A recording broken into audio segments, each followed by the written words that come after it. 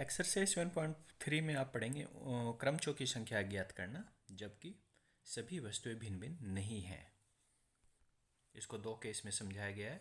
पहले केस में ये है कि आपका n वस्तुओं के क्रमचों की संख्या जहाँ p वस्तुएं समान प्रकार की यानी एक ही प्रकार की हैं, जो p वस्तुएं हैं वो एक ही प्रकार की हैं और शेष भिन्न प्रकार की हैं।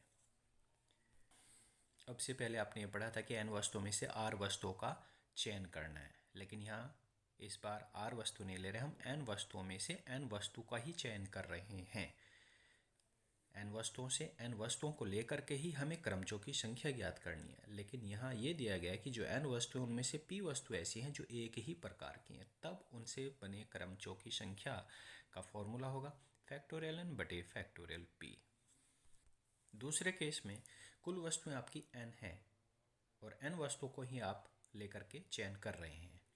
तो इसमें फर्स्ट केस में आपको बताया गया है कि p वस्तु एक प्रकार की थी, लेकिन यहाँ पे p1 वस्तुएं एक प्रकार की हैं, p2 वस्तुएं दूसरे प्रकार की हैं और इसी तरीके से आप काफ़ी संख्या में देख रहे हैं कि p के वस्तुएं आपकी k प्रकार की हैं। उस समय पर क्रमचों की संख्या जो बनेगी उन्हीं n वस्तुओं में से n वस्तुओं को लेकर के तो बने क्रमचों की संख्या हो जाएगी फैक्टोरियल n बटे factorial p1 factorial p2 factorial pk।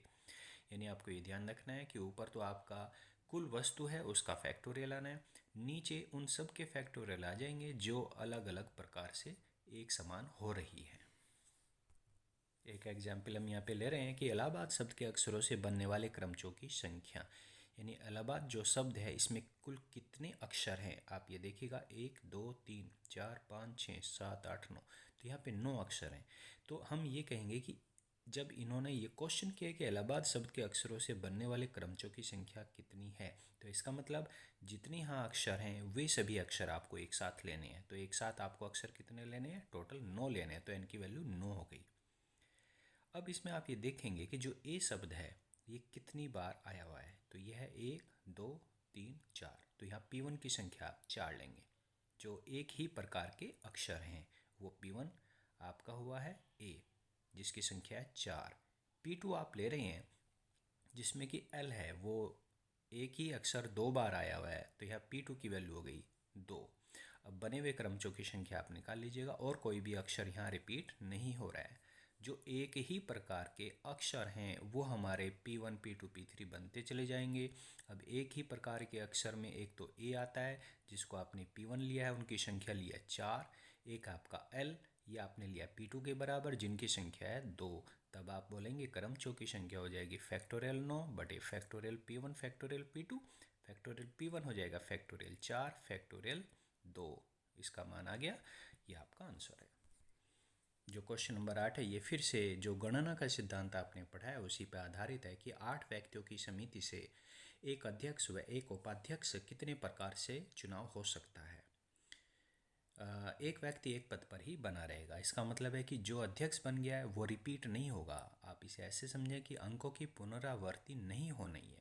अब एक अध्यक्ष एक उपाध्यक्ष के लिए आप क्या करेंगे, 2 बॉक्स बनाएंगे, एक अध्यक्ष के लिए और एक उपाध्यक्ष के लिए। अब अध्यक्ष जो 8 व्यक्ति हैं उनमें से कोई सा भी एक अध्यक्ष बन सकता है, तो अध्यक्ष को आप कितने प्रकार से भर सकते हैं, 8 प्रकार से। अब एक उपाध्यक्ष का चुनाव होना, उपाध्यक्ष को आप यहाँ पे इस बॉक्स में आएंगे।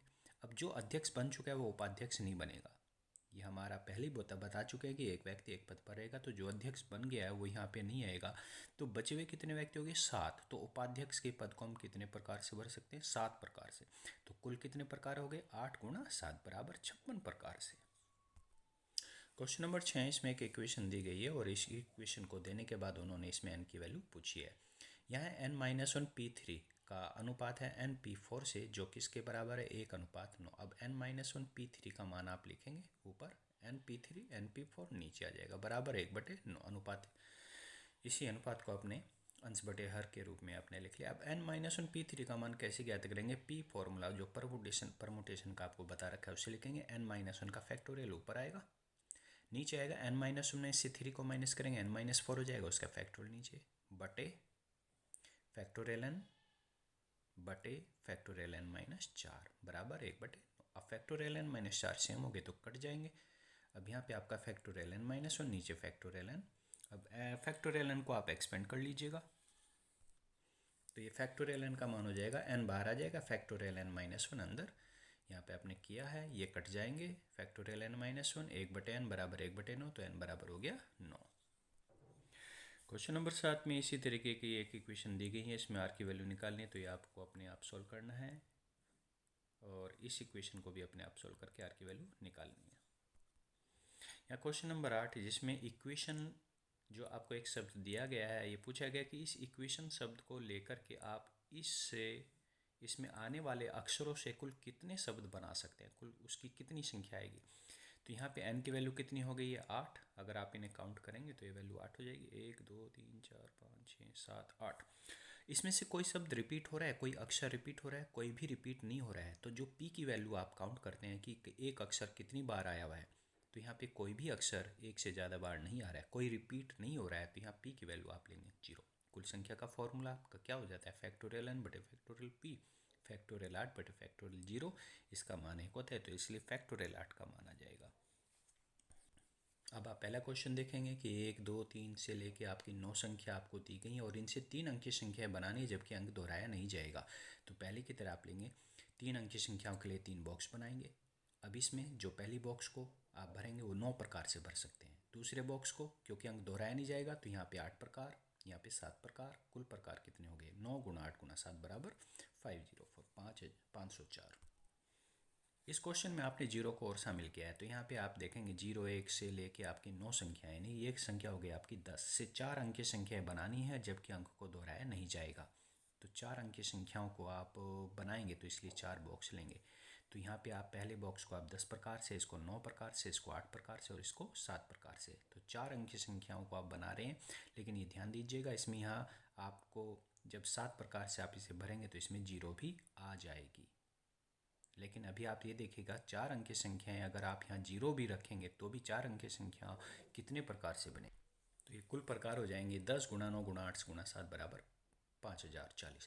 परंतु ये आपको ध्यान रखना है कि जब चौथे बॉक्स में 0 को रखेंगे तब वह 4 अंक की संख्या नहीं बनेगी। क्यों? क्योंकि अगर 4 अंक की संख्या में आप 0 से शुरू करेंगे, जैसे कि 0 2 5 8, 0 2 5 8, ये 4 अंक तो हैं, लेकिन ये संख्या आपकी 0 2 5 8 258 ही बनी है, जिसमें कि पूरे 4 अंकों का यूज नहीं हुआ है। तो इसलिए पहले जो 0 है उसको हम ऐसी संख्याओं को हम गिनती करेंगे कि जिसमें पहले 0 रख लिया आपने कि ऐसी कितनी संख्याएं, क्योंकि उनको फिर 4 अंक की संख्याओं के लिए वहाँ से माइनस करना है। परंतु जब चौथे बॉक्स में 0 को रखेंगे वह 4 अंक की संख्या नहीं बनेगी, अतः चौथे बॉक्स 0 में 0 रखकर जितने प्रकार बनेंगे उनको हम घटाएंगे। तो पहले आप वे संख्या ज्ञात करेंगे जिनमें चौथे बॉक्स में आप 0 रखेंगे तो ऐसी कितनी संख्याएं होंगी। तो 4 अंक की संख्या जो शून्य से प्रारंभ होगी, यानी जो संख्या आपकी शून्य से प्रारंभ हो रही है। तो इस बार आप इधर से आप फिक्स करके चलेंगे कि यहाँ हमने 0 रखा है, आपका फिक्स है, तो 0 अब आगे कहीं नहीं जाएंगे, कहीं भी नहीं रख सकते। तो इसलिए यहाँ पे क्या कितने प्रकार बनेंगे आपके 9 प्रकार, एक एक अंक कटाएंगे, यहाँ पे आपके 8 प्रकार, यहाँ पे आपके 7 प्रकार। तो इस तरह से बने हुए प्रकार कितने होंगे 9 गुणा 8 गुणा 7 बराबर 504। अब टोटली 4 अंक की संख्याओं के प्रकार कितने होंगे 5040 माइनस 504 बराबर 4536। क्वेश्चन नंबर 4, ऐसा क्वेश्चन आप पहले भी कर चुके हैं कि 1 2 3 4 5 पाँच संख्याओं से आपको 4 अंक की संख्या बनानी है, अंक को दोहराया नहीं जाएगा, और ये भी बताना है कि इन अंकों से आप कितनी सम संख्या बना सकते हैं जो 4 अंक की संख्या होगी। 4 अंक की संख्या के लिए आपने 4 बॉक्स बनाए, अंक दोहराया नहीं जाएगा, तो पहले बॉक्स को आप 5 प्रकार से, 4 प्रकार से, 3 प्रकार से, इसको 2 प्रकार से, कुल प्रकार हो गए 5 गुणा 4 गुणा 3 बराबर 120। अब आपको वही 4 अंक की सम संख्याएं बनानी है। तो यहाँ पे जब आप सम संख्या बनाएंगे तो जो इकाई का अंक है वहाँ पे केवल आपके 2 प्रकार आएंगे। कौन कौन से? यहाँ पे आप या तो 2 रख सकते हैं या 4 रख सकते हैं, 1 3 5 आप यहाँ नहीं रख सकते। तो इसको प्रकार 2 प्रकार से इसमें, अब क्योंकि 5 अंक की संख्याएं हैं, 5 अंक आपको दिए, 4 अंक की संख्या बनानी है। अब 5 में से एक आपका यहाँ फिक्स हो गया, 2 प्रकार आपके यहाँ पे आ गए हैं, केवल 2 और 4, तो वे संख्या आपकी यहाँ पे नहीं आएंगी। तो यहाँ कितने प्रकार बनेंगे आपके 4 प्रकार, यहाँ पे 3 प्रकार और यहाँ पे 2 प्रकार। तो 4 अंक के सम संख्याओं को के लिए कुल कितने प्रकार हो गए